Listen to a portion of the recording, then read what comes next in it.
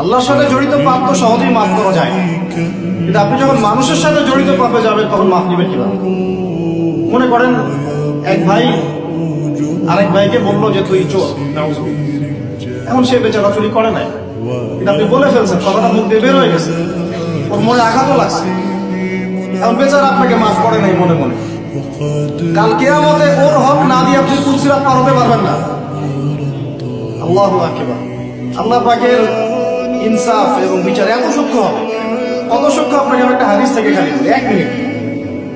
একটা শিংওয়ালা ছাগল, ছাগলের শিং আছে, দুনিয়াতে একটা ছাগলকে দুধা দিয়েছে, ওই ছাগলের বেচারার শিং ছিল না, মানে একটা শিংওয়ালা ছাগল একটা শিংহীন ছাগলকে দুধা দিয়ে অন্যায় ভাবে।